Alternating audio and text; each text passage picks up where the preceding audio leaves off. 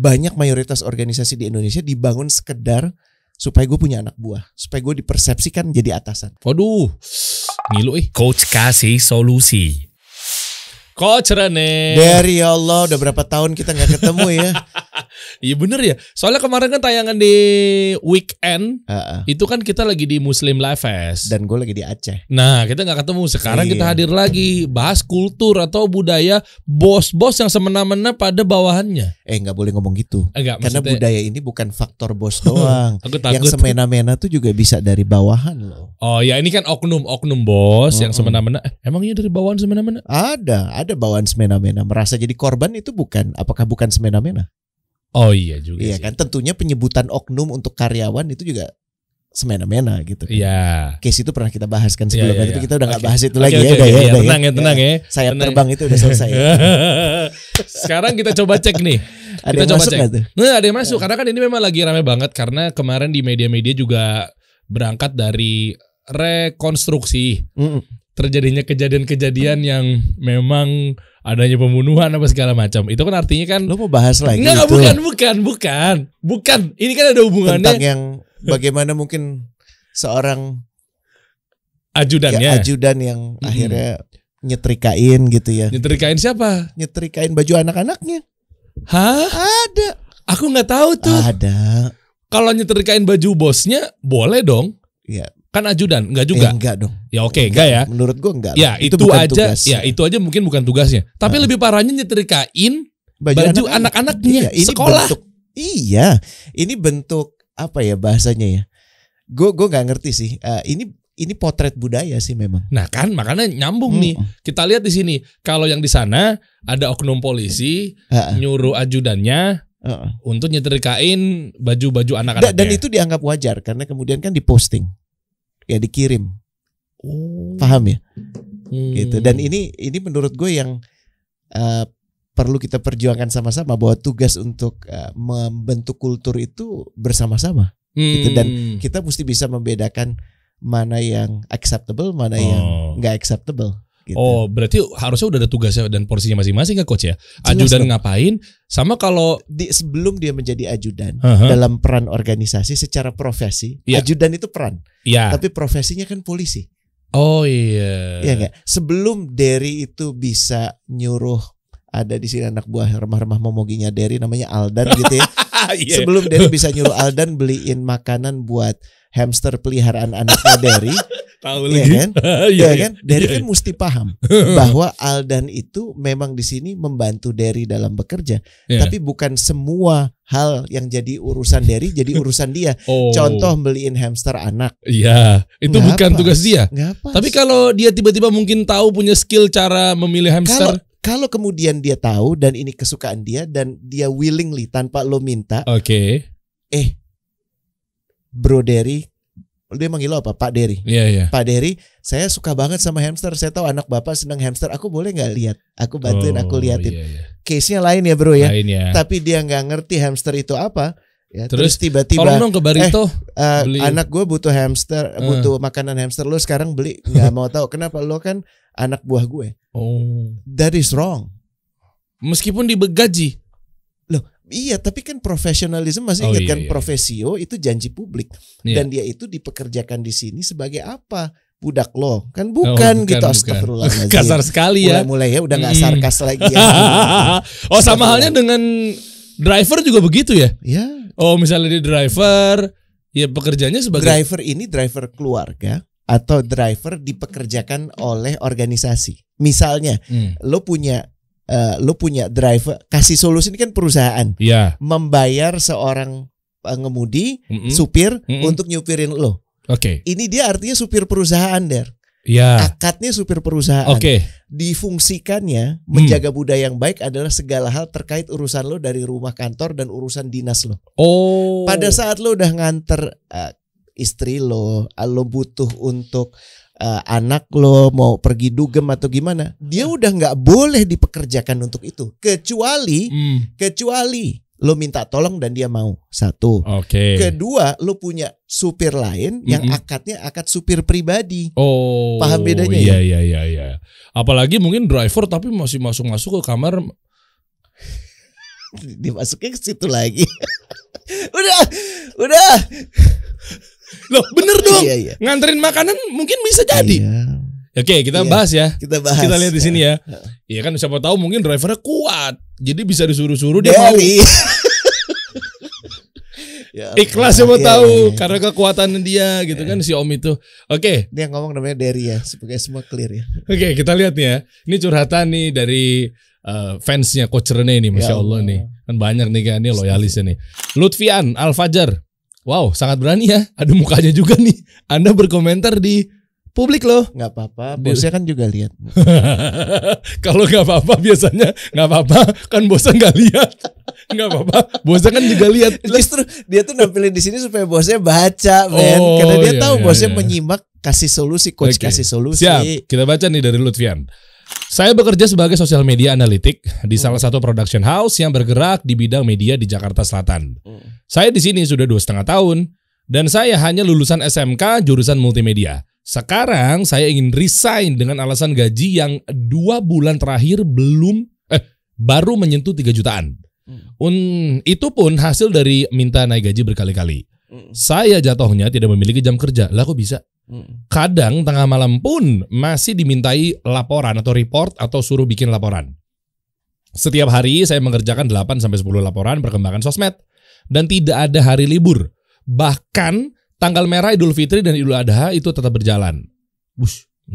Belum lagi kerjaan di luar itu. Dulu tiap minggu saya disuruh beli makanan ikan arwana dan buat Ya Allah. Astagfirullah. Ya Allah nih bosnya. Oke. Saya jadi mikir 2 kali untuk nyuruh Aldan buat beli makanan hamster. Lanjut ya.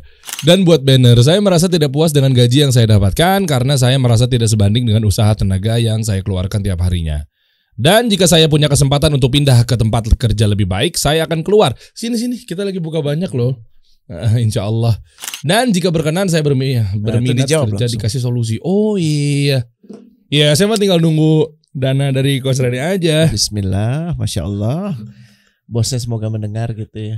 Oke. Menurut lo gimana, Der? Oh parah sih. Yang mana? Ini kan? Iya gimana ya? Ini persis nih. Ini pekerjaannya kayak Aldan tuh. Sosmed, seksi konten, semua. Ya gitu-gitu kan. Tapi sih gue sih cuman gini ya, nomor 1 yang kita mesti tata dulu ya supaya sama-sama rapih dalam kita memaknai komentar ini. Nomor 1, kita baru mendengar dari satu sisi. Kita belum mendengar dari cerita bosnya. Iya kan? Bosnya kita undang dong. Nah, gue cuman nggak merasa kita nggak perlu mengundang bosnya, tapi paling nggak kita mesti paham bahwa ini kita mendengar dari satu sisi. Oke. Baiknya kita mendengar dari keduanya. Oke.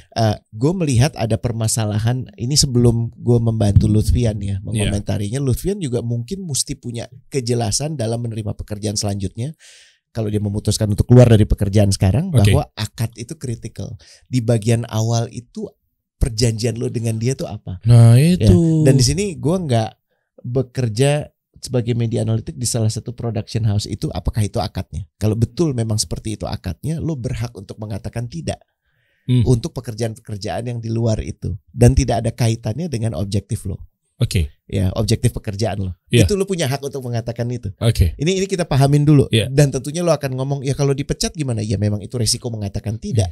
Tapi lebih baik kita clear di awal dan kemudian nggak membawa ini lama tuh jadi kayak apa ya, kayak lo ngerasa jadi korban ya, victim mentality.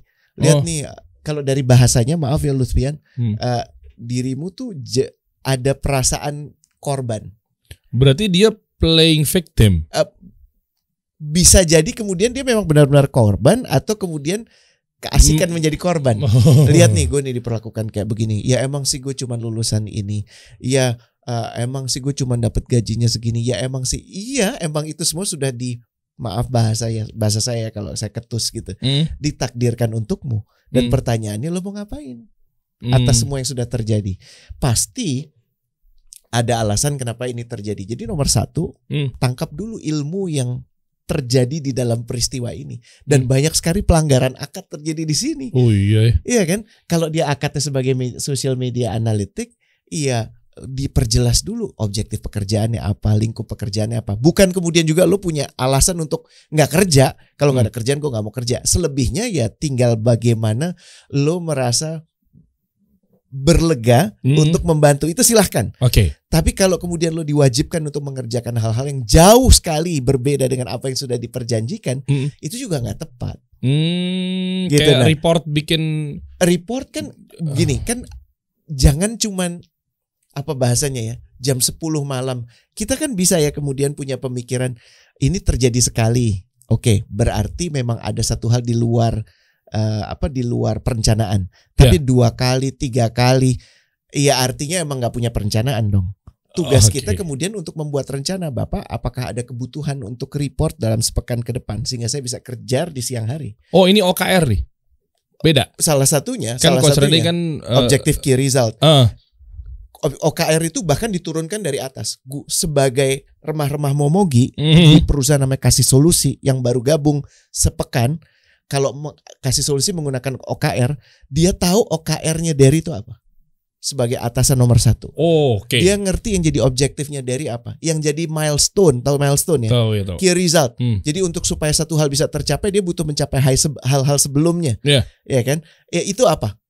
Dalam bulan ini apa? Dalam pekan ini apa? Ini orang yang baru gabung di organisasi. Jadi dia bisa menyesuaikan diri. Bos gue OKR-nya itu, ya bos gue objektifnya itu, milestone-nya ini, gue mesti menyesuaikan diri dong. Oh, itu biasanya terjadi kalau objektif key result ya? Itu objektif key result. Dari bawah ke atas. Oh, atas dulu yang menetapkan OKR-nya, bawah punya visibility, punya kejelasan. Bos gue nih ngapain ya? Iya, artinya yang dari bawah capai itu apa? Ngikutin dan ngejar menyesuaikan ke atas kan? Yes, dan dalam prosesnya dibimbing oleh yang di atas. Karena kan belum tentu dia paham bagaimana menggunakan sumber daya yang ada di perusahaan itu. Boundaries, limitasi waktunya seperti apa. Nah, itu OKR. Tapi di sini tampak jelas, nggak usah ngomongin OKR, tidak ada perencanaan. Kalau kemudian diminta setiap hari mengerjakan 8-10 laporan, ini kayak orang panik gitu ya. Laporan 1 aja udah cukup sebenarnya. Dan kalau dia punya 8 atau 10 sosmed, ya bisa jadi dia butuh lebih banyak orang gitu. Betul. Dan ini daily report sampai tuh setiap hari saya mengerjakan. Kayaknya parah ada beberapa perusahaan ingin supaya anak buahnya kelihatan kerja aja. Masa iya? Supaya gue bayar orang. Kan gue bayar orang, ya dia harus kerja dong. Apapun itu, seperintilan apapun, seberapa nggak pentingnya itu, gue mau bikin duit yang udah gue bayar ke dia itu worth it. Supaya gue bayar ke dia tuh emang nyata gitu, ada hasilnya. Ada yang punya pemikiran seperti itu. Ngerti. Jadi fokusnya adalah ngelihat orang kerja, bukan apa yang dikerjakan sehingga menghasilkan apa untuk organisasi. Ini 2 hal yang berbeda. Beda banget. Jadi orang kelihatan sibuk tapi lari-lari banci gitu, maaf bahasa gue ya. Ayo apalagi. Gue nggak suka nih yang ini. Wah, pada panik semuanya. Terus, menurut lu gimana? Mesti ditebak-tebak bosnya sukanya gimana. Terus ngobrol sama teman yang ini, ngobrol sama teman yang ana. Salah jadinya kan. Iya. Oke. Berarti ini sama aja dengan halnya kayak gini gak, Coach? Oke, gue udah gaji dia sekian juta nih. Kok dirasa-rasa mungkin karena syubhat dan lain sebagainya, di tempat sana dengan gaji yang sama harusnya kerjaannya lebih banyak. Ya udah gue timpain lagi pekerjaan, gimana? Gak fair, gue udah bayar dia ketinggian nih. Kan gini, ada momen di mana lu nggak ngetik kan. Misalnya pekerjaan tuh semudah kita lagi mengoperasikan laptop. Ada momen kan lu begini, mikir gitu. Nah, itu dihajar lagi tuh sama dia. Dihajar lagi, lu nggak kerja, mikir. Paham ya? Waduh. Gitu. Dan ini menurut gue kultur toksik seperti ini banyak di organisasi Indonesia. Kenapa? Maaf kalau sekarang gue udah membebaskan Lutfian ya. Nomor 1 PR gue buat nomor 1 pesan gue buat dia, jangan merasa jadi korban. Lu punya pilihan untuk menentukan hidup lu mau seperti apa. Kalau lu cuma lulusan SMK, ya perbaiki diri lu, improve diri lu. Begitu banyak cara. Coba simak videonya yang sama Razi, ikut Revo You atau ikut kelas-kelasnya Kasih Solusi. Begitu banyak hal bisa dilakukan. Jangan dijadikan itu alasan lu dapat gaji sekian, lu cuma begitu. Jangan. Ya, ini alasan conditioning yang mengatakan bahwa siapa sih gue cuma remah-remah momogi, itu buang jauh-jauh ya teman-teman ya. Kita semua sudah dijadikan seistimewanya diri kita. Allah tidak akan salah dalam menjadikan kita dalam keluarga seperti itu, melalui hidup seperti ini. Jadi nomor 1, kalau seluruh makhluk malaikat diminta untuk sujud kepada Nabi Adam dan kita kala itu, lu mesti punya confidence itu dong. Iya. Tapi bukan untuk kemudian sombong. Ini Ini udah ya tutup ya si tutup Kelar ya. Lutfian ya. Ini, Sekarang buat atasannya Lutfian. nah ini ngapain ini dia harusnya? Apakah benar? Banyak mayoritas organisasi di Indonesia dibangun sekedar supaya gue punya anak buah, supaya gue dipersepsikan jadi atasan. Waduh, ngilu Supaya gue Hmm. kelihatan keren. Dan ini menurut gue lu dalam posisi nggak siap punya anak buah. Oh malah gitu ya? Nggak siap. Orang yang kerja sama lu tuh hanya akan menjadi remah-remah momogi dan lu injak lagi. Dan lu nggak punya pemahaman kenapa orang-orang itu dihadirkan di sekeliling lu. Oh. Ini yang menurut gue kita perlu rapiin. Budaya itu tidak ditentukan oleh atasan aja, tapi atasan punya pengaruh besar. Oke. Dan bagaimana pola interaksi yang terjadi. Gitu. Banyak yang butuh pengakuan berarti ya atasan-atasan ya? Ego bro. Musuh terbesar kita itu diri kita sendiri. Ego itu tadi. Iya. Kita bahas lagi kalau misalnya yang ada sebelum kita masuk ke bagian yang kultur ya. Iya bener ya. Ini disuruh beli makanan ikan arwana lah. Dan lu berhak menolak. Lah kalau tiba-tiba bonus dan lain-lainnya KPI malah. Lebih baik kemudian apabila kemudian ditolak lo dipermasalahkan. Karena lo gak mau melayani dia secara pribadi. Itu adalah bentuk keberkahan dari Allah menyelamatkan lo dari hal yang lebih buruk. Keluar aja. Maaf ya. Cabut aja tuh ya. Cabut dengan baik. Saya jelas kok alasannya. Ya, alasan saya ini tidak semena-mena. Karena saya diminta untuk melakukan hal yang tidak pada porsi saya. Dan ini justru akan membuat pekerjaan saya jadi gak fokus. Oke. Ini nice nih. Apalagi di ujungnya tuh lumayan ya. Bagus juga tuh. Dan jika berkenan saya berminat untuk kerja di Kasih Solusi. Pantaskan diri lo layak bekerja di Kasih Solusi. Guys, ini kan insya Allah kan saya sama Coach Rene juga nantilah panjang ceritanya. Yang jelas sekarang kabar baik dan kabar gembira buat teman-teman yang lagi nonton yang merasakan hal yang sama. Kita insya Allah kayaknya bakal buka 50 pegawai baru deh. Bismillah. Insya Allah. Insya Allah. Kan pegawai itu untuk mencari keberkahan bersama. Iya. Yang kita kejar itu keberkahannya insya Allah. Oke, mau coba deh kirimin aja email deh ke Kasih Solusi. Ada gak sih di deskripsi? Ada ya, kita lagi membuka join barang-barang teman-teman nanti untuk apa? Karena memang udah saatnya insya Allah Kasih Solusi mau scale up. Insya Allah. Semoga Allah mudahkan ya. Oke, kita geser ke yang berikutnya atau mau kita bahas mengenai kultur lebih dalam. Tapi ini menarik nih coaching ini. Ini perawat nih. Tadi sudah baca sampai akhir. Sekarang coba kita bacakan buat audiens. Saya seorang saya seorang perawat coach. Saya senang dengan pekerjaan saya ketika bisa merawat pasien baik-baiknya. Sebaik-baiknya. Saya bekerja di suatu rumah sakit pendidikan yang sebenarnya lingkungannya sangat menunjang untuk belajar. Tapi beban dan tuntutan kerja tidak seimbang dengan insentif atau gajinya. Bahkan kadang bisa bekerja 8 jam tanpa minum, tanpa makan, atau sekedar tanpa ke toilet. 8 jam dia diem di situ tuh. Yang ngurusin pasien tentunya ya. Mungkin ini hal yang umum dirasakan perawat. Saya percaya menjadi seorang perawat, pengalaman adalah hal yang penting sehingga ada belief. Jika sabar dan menekuni pekerjaan yang ada sekarang akan menuai hasil. Tapi di satu sisi pekerjaan menuntut banyak. Yang berdampak pada kesehatan baik fisik maupun mental. Mohon arahannya coach. Masih ingat ya pembahasan kita tentang apakah ini waktunya saya untuk keluar atau saya harus bertahan tinggal. Untuk dibuat mudahnya itu kan ada yang masih ingat obrolan career triangle mestinya ada di beberapa percakapan sebelumnya. Ya nomor 1 itu adalah soal duit. Soal duit tuh kalau lo masih muda tuh jangan terlalu heavy di situ, jangan terlalu beban di situ, jangan terlalu merasa lo berhak dibayar sekian, jangan, jalanin aja dulu. Artinya nyari pengalaman dan time flies dulu ya? Iya, jadi nomor 1 tuh kan pertimbangannya duit, yang nomor 2 itu pertimbangannya adalah kualitas pekerjaan. Ya, kualitas pekerjaan itu artinya interaksi lo dengan atasan lo, interaksi lo dengan teman-teman kerja lo, kecocokan lo dengan tugas yang diberikan. Ini kayaknya itu kan masuk ya. Cuman gue menarik juga tempat yang baik untuk pendidik, untuk belajar, tapi bisa bekerja 8 jam tanpa makan, minum ataupun sekedar ke toilet. Nah ini mesti ini terjadi setiap saat kah? Atau ini pada saat kejadian pelik? Kan gini, ada satu hari di mana kita pelik banget ya. Ya, kayak kemarin gue ke Aceh pas pulang gue kayak orang bego aja gitu udah capek banget gitu kan. Iya kan?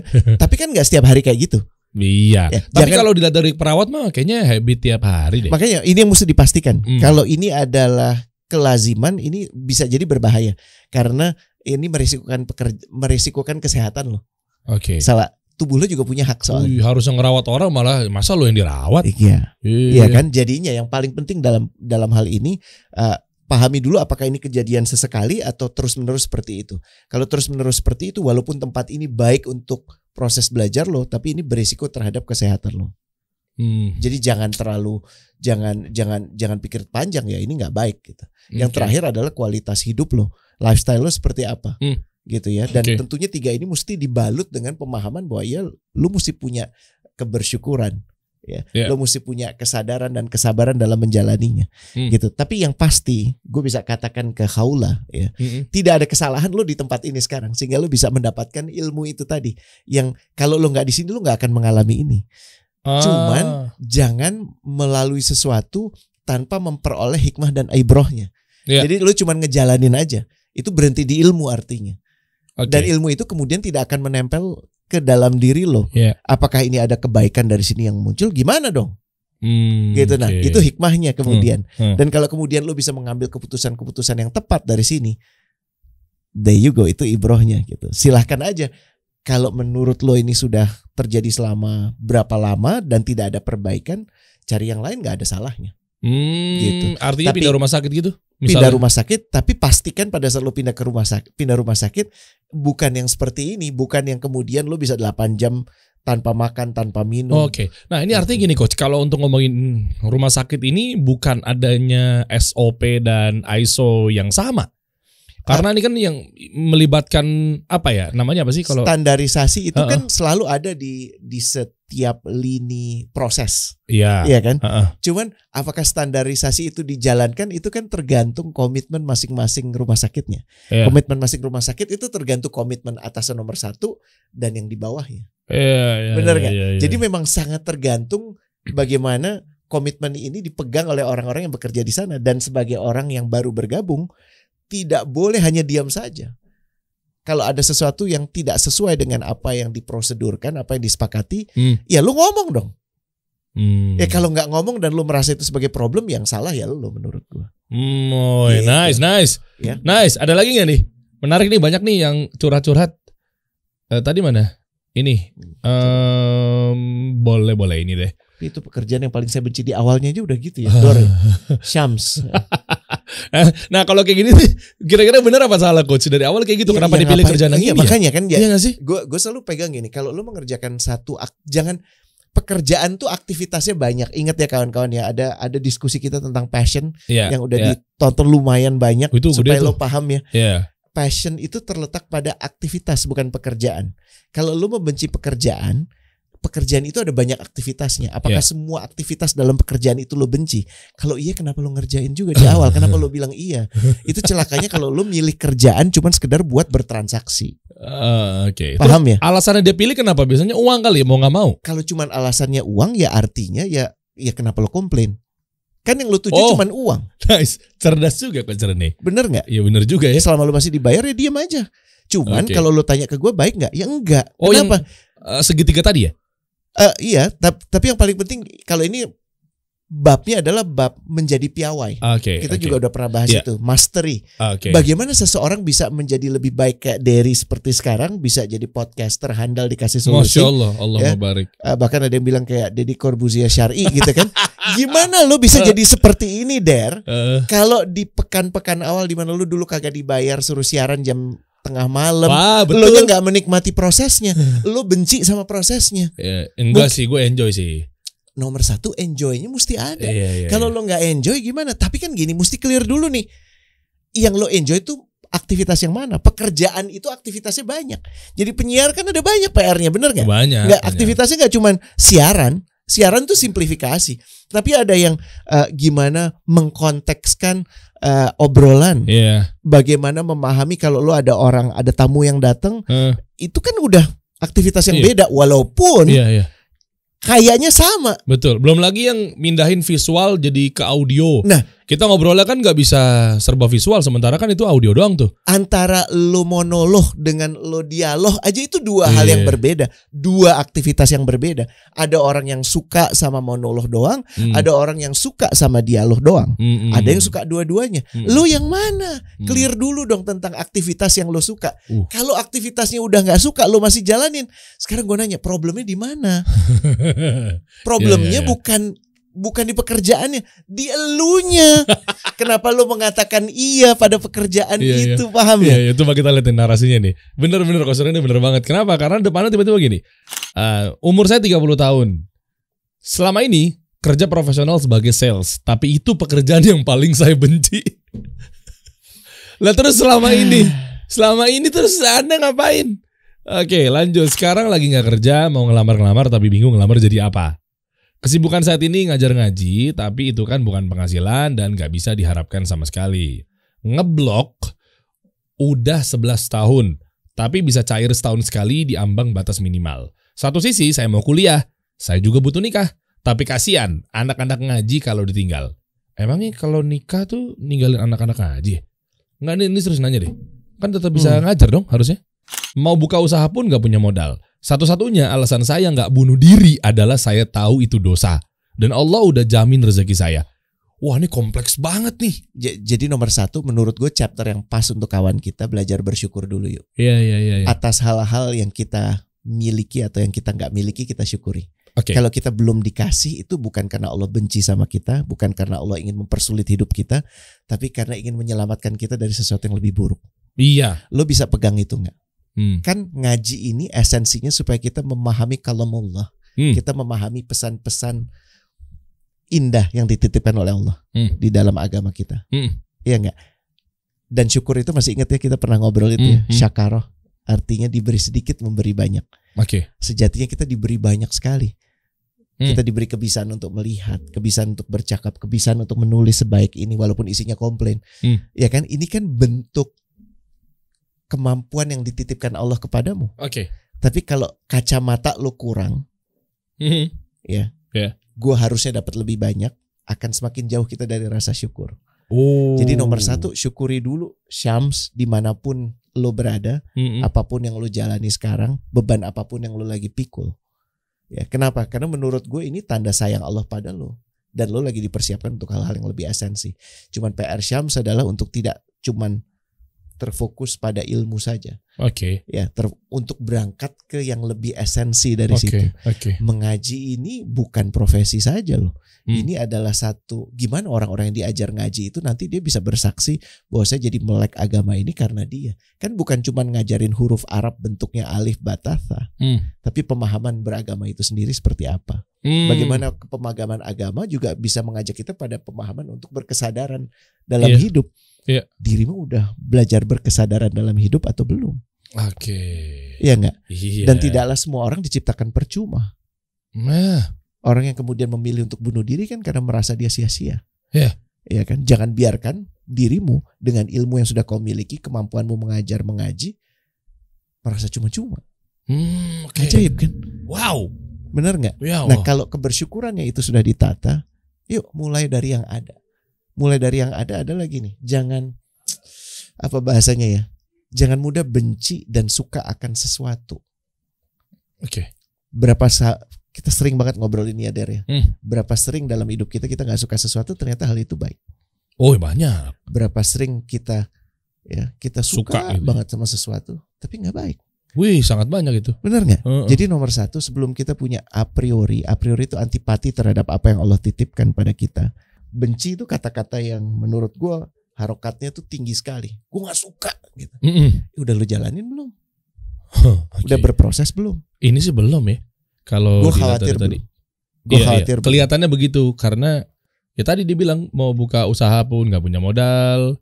Terus juga tuh isinya tuh mau perhatian nih coach. Ya, mau buka usaha nggak punya modal. Berarti belum dong. Mau kuliah. Berarti belum juga dong. Ya kan? Tuh, saya juga butuh nikah. Mau juga tuh. Kayak kita mau berarti makan. Belum terrealisasikan tuh. Kita mau makan pun ada makanan di depan kita harus berikhtiar kan. Ikhtiar itu kan dasarnya segala hal baik yang kita kerjakan. Baik ya. Jadi membersihkan tangan, kemudian mengulurkan tangan, memilih makanannya, mengaduk makanannya, mengangkat makanan itu, membawanya ke mulut kita, itu kan ikhtiar. Keren, iya. Benar nggak? Khair. Kalau kemudian ikhtiar kita adalah kita ngambil makanan orang lain, ya kita curi makanan dia untuk melakukan hal yang sama, semuanya jadi absurd. Jadi nggak dapet. Iya, atau nggak pengen doang tapi cuma ngeliatin doang dari jauh. Ih, dia makannya itu enak ya. Iya. Seandainya akhirnya cuma gitu. berandai-andai. Iya nggak? Dan apa yang sudah diberikan oleh Allah padamu? Waktu. Maksimalkan itu aja dulu. Supaya kita nggak masuk orang-orang yang merugi. Masya Allah. Masya Allah. Bismillah. Next lagi dong. Mantap Coach Rene. Jazakallah khair coach. Sami-sami, masya Allah. Coba. Coba next lagi coba. Terus. Widih. Masya Allah. Ini nih Laila nih coba nih. Oke. Sumpah, depannya udah pakai begitu tuh kata perangsang tuh. Sumpah pernah di bagian marketing, pegang bagian komplain kalau masalah stres kerjaan sudah pasti, tapi karyawan-karyawannya pada toxic. Yang bikin nggak betah dan suka banget suka banget cari kambing hitam untuk disalahin, yang ada ini bikin stres. Dan setelah dipikir-pikir saya akhirnya mengundurkan diri. Alhamdulillah. Terus di tempat yang baru saya sebagai PPIC di salah satu perusahaan yang langsung manajernya dipegang Korea. Masuk kerja jam 7 pagi, pulang jam 7 malam. Kadang kalau nggak sampai targetnya harus lembur jam 9. Dan jam kerjanya nggak pada umumnya untuk istirahat aja cuma 30 menit. Dan buat sholat aja harus bener-bener bisa bagi waktu. Gaji juga ada yang ditahan, tempat kerjanya udah nggak kondusif, maka dari itu saya memutuskan untuk resign lagi. 2 kali aja tuh Mbak Laila tuh. Apakah keputusan saya ini sudah benar Pak? Untuk resign dari tempat kerja saya yang dengan tempat kerja dan bos seperti itu? Materi yang disampaikan sangat banyak. Materi yang disampaikan sangat bermanfaat, terima kasih banyak. Masya Allah, terima kasih kembali Laila. Bismillah. 2 kali. Dari gimana? 2 kali loh dia loh. Yang pertama gara-gara lingkungannya toksik. Dan yang kedua gara-gara jam kerjanya nggak karuan. Udah jam 7 masuknya, pulang jam 7, pulang jam 9, 30 menit doang nih buat istirahat. Buat sholat aja harus benar-benar bisa bagi waktu. Lah emang di perusahaannya nggak boleh ada waktu sholat ya? Nggak paham. Tapi memang ada beberapa perusahaan yang seketat itu. Nah, ini penasaran nih coach. Artinya gini, kalau dikasih solusi kan memang insya Allah Ta'ala kan berangkat dari gimana caranya kita membangun perusahaan ini berdasarkan fikih muamalah gitu ya. Artinya ya jam sholat gitu. Tapi kalau di umum gimana tuh coach? Maksudnya kita nggak usah ngomong perusahaan-perusahaan yang memang langsung nih misalnya perusahaan asing. Tapi nggak juga, perusahaan asing juga memberikan kami untuk sholat juga sih. Ini asasi ya, kebebasan dalam memilih keyakinan dan menjalankan keyakinan itu. Ini dilindungi oleh undang-undang. Dilindungi ada kan? Ada, dilindungi dong. Ya artinya kalau memang misalkan karyawan kita non muslim pun, kita kan di sini kan bukan berarti kita harus bermusuhan, kita bekerja muamalah boleh sama non muslim. Boleh. Nah artinya kan juga kita berikan hak sih dia mau melakukan ibadahnya dia gitu nggak sih? Iya tentunya. Tapi kan gini, interpretasi dari apa yang kemudian dipahami oleh orang-orang yang tidak beragama itu, tidak beragama Islam misalnya, melihat bahwa banyak ya yang diperhatikan orang yang saat izinnya sholat mestinya 10 menit, kemudian jadi 1,5 jam. Oke, kebayang. Kita harus fair. Tapi kan gak semuanya begitu coach. Iya, tapi tidak juga semuanya tidak seperti itu. Iya. Jadi memang kita harus mempunyai perimbangan yang fair. Akhirnya kemudian dibuat regulasinya. Bahwa kalau untuk sholat, apalagi untuk pekerjaan-pekerjaan yang membutuhkan kehadiranmu, ya, izin sholatnya itu adalah di waktu-waktu yang sudah jelas 10-15 menit, dan menurut gue itu cukup. Oke. Iya kan? Okay. Cuman bagaimana kita menginterpretasikan diri kita bekerja di lingkungan seperti itu. Oke. Ada yang mempermasalahkan, ada yang nggak mempermasalahkan. Laila mungkin merasa bahwa ini berat.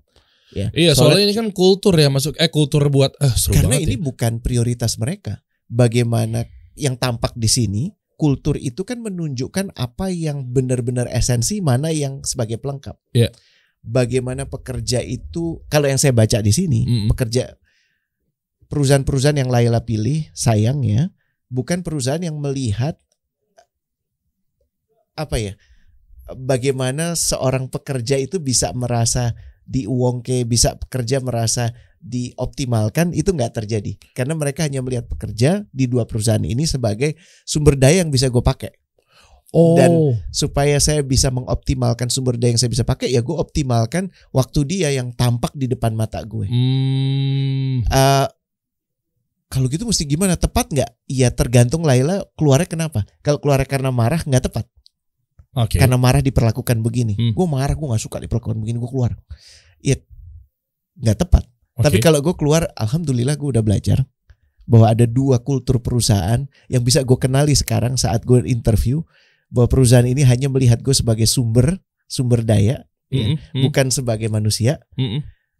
Sehingga gue bisa belajar untuk kesempatan berikutnya gue gak akan bekerja di perusahaan seperti ini. Boleh. Sahih. Layak. Jadi benar salah itu tergantung dari kenapanya lo keluarnya. Alasannya ini adalah karena untuk mengiyakan emosi lo, atau alasannya ini adalah karena gue udah belajar di sini dan ini nggak baik buat gue untuk tumbuh kembang gue. Keren tuh kalau orang bisa menyikapinya seperti itu ya. Iya, jadi keluar stay or quit-nya tuh bisa aja sama alasan, bisa aja tindakannya itu sama, tapi bisa yang satu salah banget, yang satu bener banget. Oke. Berarti kalau gua amatin coach di sini ada dua kultur ya. Yang pertama mungkin kultur secara perilaku antara mungkin dia daerah mana atau negara mana, sama kultur agama nggak sih? Maksudnya kayak tiba-tiba ada juga yang perusahaan-perusahaan yang memang menyulitkan kami untuk sholat 5 waktu di situ. Ya mungkin kan ketemunya kan berarti kan 3 waktu sholat ya harusnya ya. Zuhur, asar sama maghrib. Kalau memang pulangnya maghrib atau mungkin jam 7 malam gue gak ngerti sih. Biasanya sih mungkin office hour tuh sampai jam 5 sore ya. Berarti ketemu 2 waktu sholat.